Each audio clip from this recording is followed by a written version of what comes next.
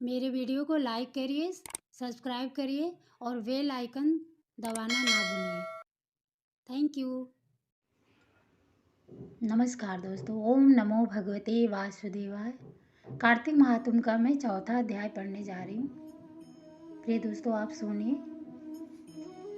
नारद जी ब्रह्मा जी से कहते हैं कि हे ब्रह्मांड, कार्तिक मास में जो दीपदान होता है उसका महात्म्य कहें। ब्रह्मा जी कहने लगे कि हे पुत्र, दीप चाहे स्वर्ण का हो अथवा चांदी, तांबा, आटा अथवा मिट्टी का हो, अपनी श्रद्धा अनुसार कार्तिक मास में दान करना चाहिए। ऐसा करने से सब पापों का नाश हो जाता है। दीपक भगवान की मूर्ति के आगे अथवा तुलसी के वृक्ष के समीप, चौक, ब्राह्मण के घर, वृक्ष के नीचे, वन में, गौशाला में तथा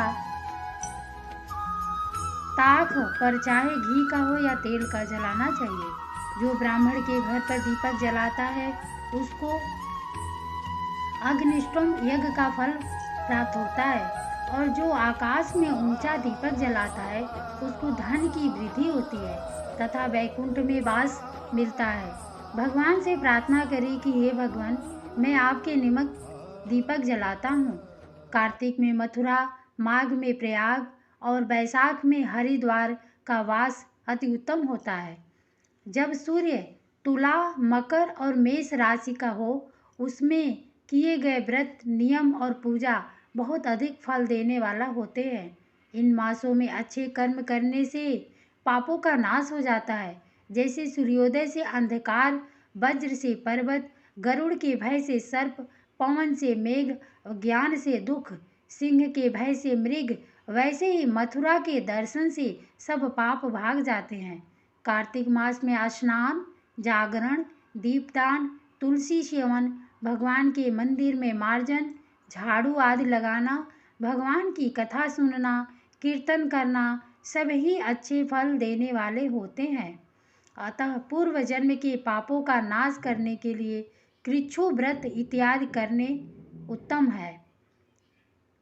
इतनी कथा सुनकर नारद जी पूछने लगे कि हे ब्राह्मण, पूर्व जन्म के पाप कैसे जाने जा सकते हैं? ब्रह्मा जी कहने लगे कि हे पुत्र, ब्रह्म हत्यारा, क्षय रोगी, गुरु स्त्रीगामी, कुष्ठी और सोने की चोरी करने वाले के नाखून खराब हो जाते हैं और मदिरा पीने वाले के दांत खराब हो जाते हैं। इस प्रकार पूर्व जन्म के पापों से मनुष्य पहचाना जाता है। यह सब दान, तपस्या और कृच्छ्रु व्रतादि से निवारण होते हैं।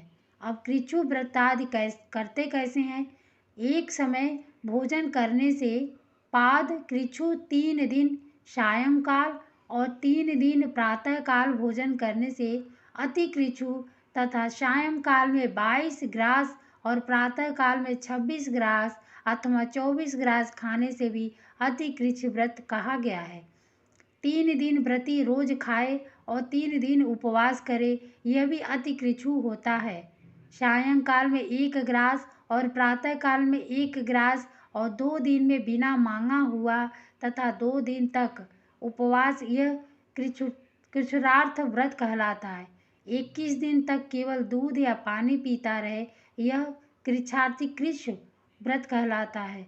12 दिन तक उपवास करना पुराक व्रत कहलाता है।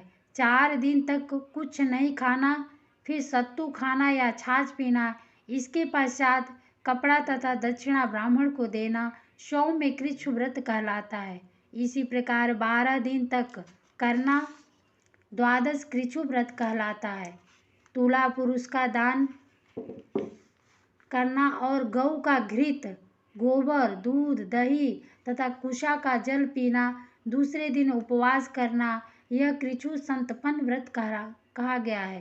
3 दिन तक गोमूत्र, 3 दिन तक गोबर, फिर 3 दिन दही, फिर 3 दिन तक दूध पी, फिर 3 दिन तक घी खाएं, वह संतपन है जो सब पापों को नाश करने वाला होता है। इसी प्रकार गूलर, कमल, बेल, इनके पत्ते या कुशा का जल यह प्रतिदिन पीने से उन कृच्छ्रु व्रत होता है।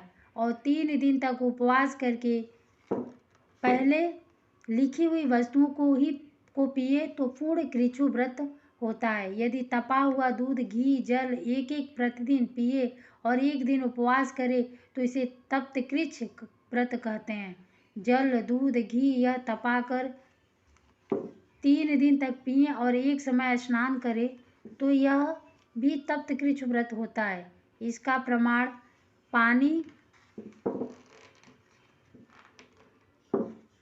8 तोला दूध, 12 तोला घी, 4 तोला होना चाहिए तथा कार्तिक शुक्ला चतुर्दशी को भगवान का पूजन करना चाहिए। उपवास करके उस रात्रि को जल में स्थित होकर यह पेट जल कृच्छ्र व्रत कहलाता है, जिसके करने से वैकुंठ की प्राप्ति होती है। कार्तिक शुदी सप्तमी को घी खाएं, फिर एकादशी को उपवास करें। यह पैतामह कृच्छ्र व्रत कहलाता है। इस प्रकार पैतामह कृच्छ्र व्रत करके दिन में भगवान कृष्ण का पूजन करें तो तीनों लोकों में पवित्र होकर वैकुंठ को प्राप्त हो जाता है।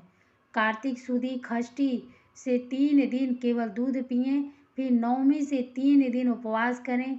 यह महेंद्र कृच्छ्र व्रत करने से दुर्लभ वैकुंठ का वास होता है।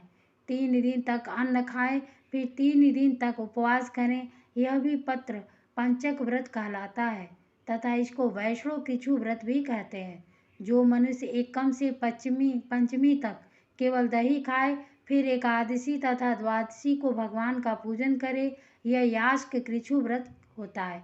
इससे श्वेत दीप का वास मिलता है, जो शुक्ल पक्ष के एकम से प्रतिदिन 1 ग्रास बढ़ाता है और कृष्ण पक्ष के 1 ग्रास कम करता है तथा अमावस को कुछ नहीं खाता है। यह चंद्रायण व्रत कहलाता है। 1 ग्रास 2 तोले या अच्छी तरह से मुंह में आ जाए इतना होता है। कृष्ण पक्ष की आदि के और 14 को 5 ग्रास भोजन करके किसी प्रकार एक पक्ष में 240 ग्राम पूरे करता है। यह भी चंद्रायण व्रत कहलाता है। जो गौ के चारों स्तनों का दूध पीता है, फिर 7 दिनों तक 2 स्तनों का और फिर 6 दिनों तक 1 स्तन का दूध पीता है और फिर 3 दिनों तक केवल वायु भक्षण कर यह सोमपान नाम वाला व्रत सब पापों का नाश करने वाला होता है। गेहूं तथा चावल की कांजी, दही, दूध, घी, पानी और पंचगव्य यह सब चीज़ें नियम पूर्वक कार्तिक के मास में खाने से सप्ताशक कृच्छ्र व्रत होता है। इसको करने वाला मनुष्य विष्णु लोक को प्राप्त हो जाता है। बेल, पलाश, गूलर का काढ़ा और गर्म दूध पीकर एकादशी को व्रत करने वाला द्वादशी को पारण करे तो वैकुंठवासी होता है। जो आदमी कार्तिक शुदी सप्तमी, अष्टमी, नवमी और दशमी को जल कमल को खाए, फिर एकादशी को उपवास करे तो इस लक्ष्मी व्रत को करने से मनुष्य लक्ष्मी का पात्र होता है। इसको करने वाला भगवान के वैकुंठ लोक को प्राप्त होता है। प्रातः काल में 4 और सायंकाल में इसको खाने से शिशु चंद्रायण व्रत कहलाता है। कार्तिक शुदी 14 को विधि पूर्वक ब्रह्मकूच व्रत तथा गौरी का पूजन करना चाहिए।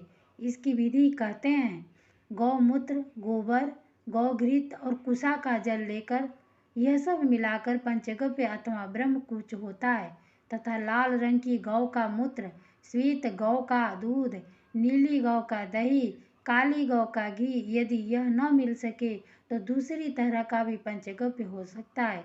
इसका प्रमाण यह है: गौमूत्र 8 मासे, गोबर 19 मासे, दूध 12 मासे, दही 10 मासे, घी 8 मासे तथा कुशा का जल 4 मासे।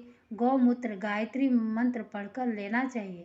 गंध द्वारा यह मंत्र पढ़कर, गोबर या पय पतिव्या पढ़कर, दूध दर्दी क्रावणो मंत्र पढ़कर, दही तेजोमसी मंत्र पढ़कर, घी दवश्यति मंत्र पढ़कर कुशा का जल लेना चाहिए। इसको कुशा के पत्रों में रखकर विधिवत हवन करना और वेद के इन मंत्रों से आहुति देकर हवन करना चाहिए। ईरावती इदम विष्णु विश्वकर्मे शर्वती मनुस्तोक सवती, इन मंत्रों से आहुति देकर बचा हुआ घी पान करें। घी पलाश के पात्र, स्वर्ण पात्र या चांदी के पात्र में पान करना चाहिए। 1 दिन तथा रात्रि उपवास करके साथ ही भगवान का स्मरण करें। यदि स्त्री व्रत करे तो अपने पति की आयु कामना के अर्थ भगवान की प्रार्थना करें। दिन भर भोजन नहीं करना चाहिए। आंवला या तुलसी का पूजन करना चाहिए। व्रत समाप्ति के निमित्त ब्राह्मण को गोदान करना चाहिए। इस प्रकार इस कृच्छ्रादि व्रत के करने वाले भगवान को अति प्रिय होते हैं और वे परम पद को प्राप्त हो जाते हैं। धन्यवाद।